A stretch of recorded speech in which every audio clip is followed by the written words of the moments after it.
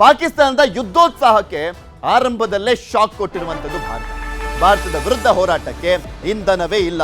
ಮೊದಲೇ ಬಿಗ್ಗರ್ ದೇಶ, ಭಿಕ್ಷೆ ಬೇಡ್ಕೊಂಡು ಅಕ್ಕಪಕ್ಕ ದೇಶದ ಹತ್ರ ಪಾತ್ರ ಇಟ್ಕೊಂಡು ಅಮ್ಮ ತಾಯಿ ಅಂತ ಹೇಳ್ತಾ ಇದ್ದಂಥ ದೇಶ ಯುದ್ಧ ಮಾಡ್ಲಿಕ್ಕಾದ್ರೂ ಸಾಧ್ಯ ಏನ್ರಿ? ಚಾನ್ಸಸ್ ಇದೆಯಾ? ಆದರೆ ಇಲ್ಲ, ನಾವೇನು ಕಮ್ಮಿ ಇಲ್ಲ ಅನ್ನುವ ರೀತಿಯಲ್ಲಿ ಬಂಡ ಧೈರ್ಯ ಮಾಡಿ ಭಾರತದ ಮೇಲೆ ಅಟ್ಯಾಕ್ ಮಾಡಿದ್ರು. ಒಂದೇ ಒಂದು ಟಾರ್ಗೆಟ್ ರೀಚ್ ಆಗ್ಲಿಕ್ಕಾಗಿಲ್ಲ ಪಾಕಿಸ್ತಾನದ ಕೈಲಿ.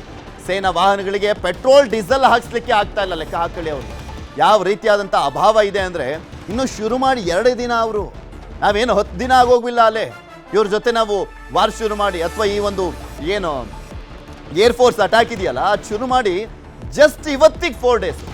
ಪಾಕಿಸ್ತಾನ ಶುರು ಮಾಡಿ ಜಸ್ಟ್ 2 ದಿನ ಆಗಿದೆ ಅಷ್ಟೇ. ಈ ಸಂದರ್ಭದಲ್ಲೇ ಪೆಟ್ರೋಲ್ ಡೀಸೆಲ್ನ ಕೊರತೆ ಅಂತೆ. ಪಾಕ್ನಲ್ಲಿ 1 ವಾರಕ್ಕಾಗುವಷ್ಟು ಇಂಧನ ದಾಸ್ತಾನು ಮಾತ್ರ ಇರುವಂಥದ್ದು.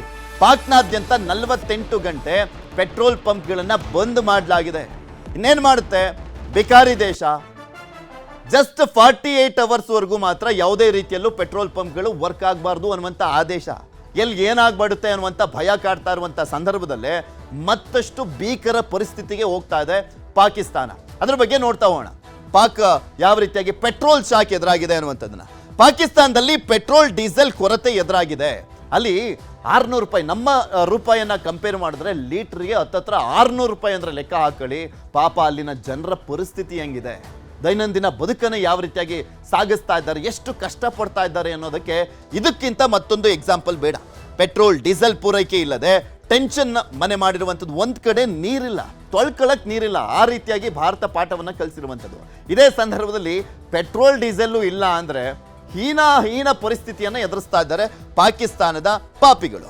ಪೆಟ್ರೋಲ್ ಡೀಸೆಲ್ ಪೂರೈಕೆ ಇಲ್ಲದೆ ಟೆನ್ಷನ್ ಮನೆ ಮಾಡಿದೆ ಪಾಕಿಸ್ತಾನದಲ್ಲಿ. ಏನು ಮಾಡಬೇಕು ಅಂತಲೂ ಕೂಡ ಗೊತ್ತಾಗ್ತಾ ಇಲ್ಲ. ಸೇನಾ ವಾಹನಗಳಿಗೆ ತುಂಬಿಸ್ಲಿಕ್ಕೂ ಕೂಡ ತೈಲವಿಲ್ಲ. ಸೇನಾ ವಾಹನಗಳಿಗೆ ತುಂಬಿಸ್ಲಿಕ್ಕೆ ತೈಲ ಇಲ್ಲ ಅಂತ ಒಂದು ಭೀಕರ ಪರಿಸ್ಥಿತಿಯಲ್ಲಿ ಪಾಕಿಸ್ತಾನ ಇರುವಂಥದ್ದು. ಭಾರತ ಸರ್ವ ರೀತಿಯಲ್ಲೂ ಅಲರ್ಟ್ನಲ್ಲಿ ಇರುವಂಥದ್ದು. ಭಾರತ ಎಷ್ಟು ದಿನನಾದರೂ ಕೂಡ ಸಸ್ಟೈನ್ ಮಾಡುವಂಥ ಕೆಪಾಸಿಟಿ ಇದೆ, ಕೇಪಬಿಲಿಟಿ ಇದೆ. ಪಾಕಿಸ್ತಾನದ ವಿರುದ್ಧ ಈಗ ಯುದ್ಧ ಏನಾದರೂ ಮಾಡಬೇಕು ಅನ್ನುವಂಥದ್ದೇ ನಿರ್ಧಾರ ಆಗೋದೇ ಆದರೆ ಪಾಕಿಸ್ತಾನಕ್ಕೆ ಹಂಗಿದೆಯಾ? ಇನ್ನು 2 ದಿನ ಹಿಂಗೆ ಮಾಡಲಿ ಅಟ್ಯಾಕು, ಕಂಪ್ಲೀಟ್ಲಿ ಧ್ವಂಸನೇ ಆಗೋಗ್ಬಿಡುತ್ತೆ. ರಿಪ್ ಪಾಕಿಸ್ತಾನ ಅಂತ ಹಾಕೊಳ್ಬೇಕಾಗತ್ತೆ ನಾವು.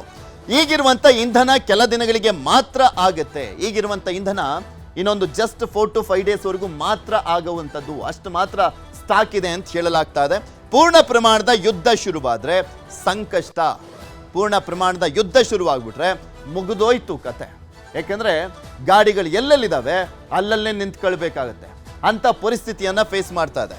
ಮುನ್ನೆಚ್ಚರಿಕಾ ಕ್ರಮವಾಗಿ ಪೆಟ್ರೋಲ್ ಬಂಕ್ಗಳನ್ನು ಬಂದ್ ಮಾಡಲಾಗಿದೆ. ನೆಕ್ಸ್ಟ್ 48 ಅವರ್ಸ್ ಒಳಗಡೆ ಯಾವುದೇ ಪೆಟ್ರೋಲ್ ಪಂಪ್ಗಳು ಓಪನ್ ಇರಬಾರ್ದು ಅನ್ನುವಂಥ ಆದೇಶವನ್ನು ಹೊರಡಿಸಲಾಗಿದೆ. ನೆಕ್ಸ್ಟ್ 48 ಅವರ್ಸ್ ಯಾಕೆ ಅಂದರೆ, ಈಗ ಆಲ್ರೆಡಿ ಕಾಲಿಟ್ಕೊಳ್ತಾ ಇದ್ದಾರೆ ಭಾರತದ್ದು DGMO ಜೊತೆ ಮಾತನಾಡುವ ಮುಖಾಂತರ. ಅದರ ಜೊತೆಗೆ ಬೇರೆ ಬೇರೆ ದೇಶಗಳ ಜೊತೆನೂ ಕೂಡ ಮಾತನಾಡ್ತಾ, ದಯವಿಟ್ಟು ಭಾರತವನ್ನು ಸೈಲೆಂಟ್ ಮಾಡಿ, ಸ್ತಬ್ಧ ಮಾಡಿಬಿಡಿ, ಯಾವುದೇ ಕಾರಣಕ್ಕೂ ನಮ್ಮ ಮೇಲೆ ಅಟ್ಯಾಕ್ ಮಾಡಿದ ರೀತಿಯಲ್ಲಿ ನೋಡ್ಕೊಳ್ಳಿ ಅಂತ ಕೇಳುವಂಥ ಪರಿಸ್ಥಿತಿ. ಆದರೆ ಮತ್ತೊಂದು ಕಡೆ ನರಿ ಬುದ್ಧಿ, ಈ ಕಡೆನೂ ಕೂಡ ಅಟ್ಯಾಕ್ ಮಾಡುವಂಥ ಕೆಲಸವನ್ನ ಮಾಡಲಾಗ್ತಾ ಇದೆ. ಇನ್ನು 48 ಗಂಟೆ ಪೆಟ್ರೋಲ್ ಪಂಪ್ಗಳನ್ನು ತೆರೆಯದಂತೆ ಆದೇಶವನ್ನ ಕೂಡ ಮಾಡಲಾಗಿದೆ. ಈ ಶಹಬಾಜ್ ಶರೀಫ್ ಇದಾನಲ್ಲ, ಈತ ನಾವು ಯುದ್ಧ ಮಾಡಿಬಿಡ್ತೀವಿ, ನಮ್ಮ ತಂಟೆಗೆ ಬಂದರೆ ಬಿಡೋದಿಲ್ಲ, ನಾವು ನ್ಯೂಕ್ಲಿಯರ್ ಬಾಂಬೆಲ್ಲ ಹಾಕ್ಬಿಡ್ತೀವಿ ಅಂತ ಹೇಳ್ತಾ ಇದ್ದ. ಈಗ ತೆಪ್ಪ ಕೂತ್ಕೊಂಡಿದ್ದಾನೆ. ಕೈಲಾಗದ ಅಂದರೆ ಉತ್ತರನ ಪೌರುಷ ಒಲೆ ಮುಂದೆ ಅಂತ ಹೇಳ್ತಾರಲ್ಲ, ಆ ರೀತಿಯಾದಂಥ ಪರಿಸ್ಥಿತಿಯಲ್ಲಿ ಪಾಕಿಸ್ತಾನ ಇರುವಂಥದ್ದು. ಪೆಟ್ರೋಲ್ ಡೀಸೆಲ್ ಸಿಗದೆ ಜನರು ಕೂಡ ಪರದಾಟವನ್ನು ಮಾಡ್ತಾ ಇದ್ದಾರೆ. ಮೊದಲೇ ಪರದಾಟ ಇತ್ತು ಅಂಥದ್ರಲ್ಲಿ ಈಗ ಪೆಟ್ರೋಲ್ ಡೀಸೆಲ್ ಸಿಗೋದಿಲ್ಲ ಅಂದರೆ ಇನ್ಯಾವ ಲೆವೆಲ್ಗೆ ಪರದಾಟ ಆಗುತ್ತೆ ಲೆಕ್ಕ ಹಾಕೊಳ್ಳಿ. ಬಿಕಾಸ್ ದೈನಂದಿನ ಚಟುವಟಿಕೆ ಮಾಡಬೇಕು, ಎಲ್ಲಾದರೂ ಹೋಗಬೇಕು, ಕೆಲಸವನ್ನು ಮಾಡಬೇಕು ಅಂದರೆ ಪೆಟ್ರೋಲ್ ಡೀಸೆಲ್ ಮೇಲೆ ಯಾವ ರೀತಿಯಾಗಿ ಅವಲಂಬಿತ ಆಗಿದ್ದಾರೆ ಪ್ರತಿಯೊಬ್ಬರು ಅನ್ನುವಂಥದ್ದು ಎಲ್ರಿಗೂ ಗೊತ್ತಿರುವಂಥ ವಿಚಾರ. ಇಂತಹ ಸಂದರ್ಭದಲ್ಲಿ ಅಲ್ಲಿನ ಜನಕ್ಕೆ ಸಿಗ್ತಾ ಇಲ್ಲ ಅಂದರೆ